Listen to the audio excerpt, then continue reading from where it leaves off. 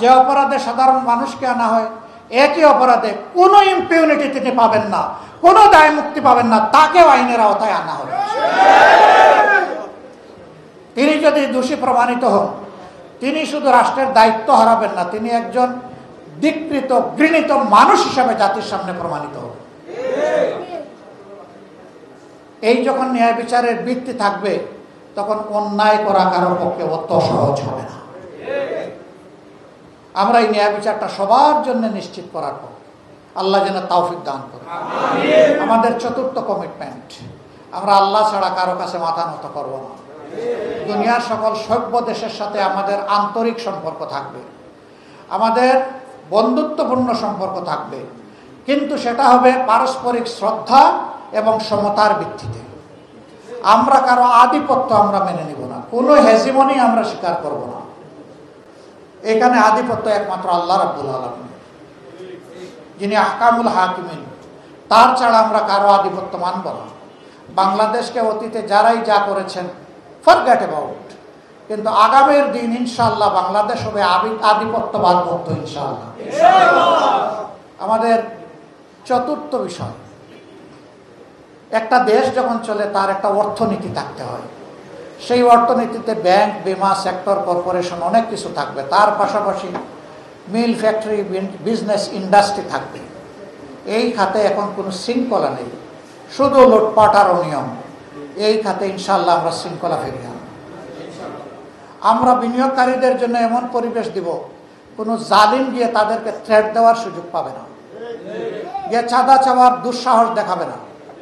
যদি সে দেখায় তার হাত অবশ করে দেওয়া হবে ইনশাআল্লাহ।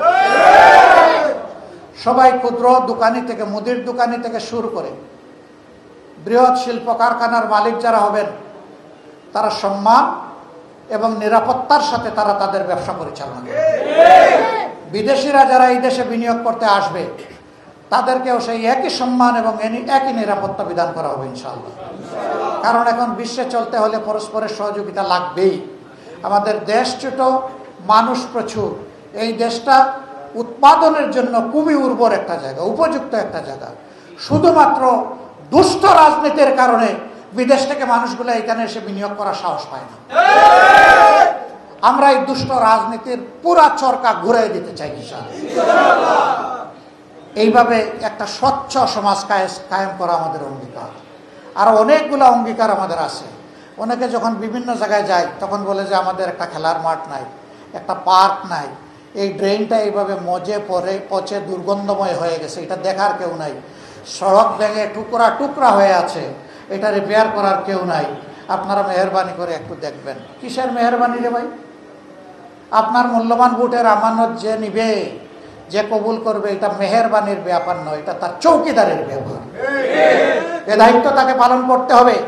এই দায়িত্ব পালন করার মানসিকতা যার নাই, জনগণের ভোট চাওয়ার অধিকার তার নাই। মেহরবানি কেন? এটা আপনার ডিউটি। আপনি কোনো চাকরিতে যখন নিয়োজিত হন, 8 ঘন্টা আপনাকে যেভাবে ডিউটি করতে হয়, জনগণের ভোট পেয়ে আপনি জনপ্রতিনিধি নিয়োজিত হয়েছেন, আপনাকে ঠিক সেইভাবেই ডিউটি করতে হবে।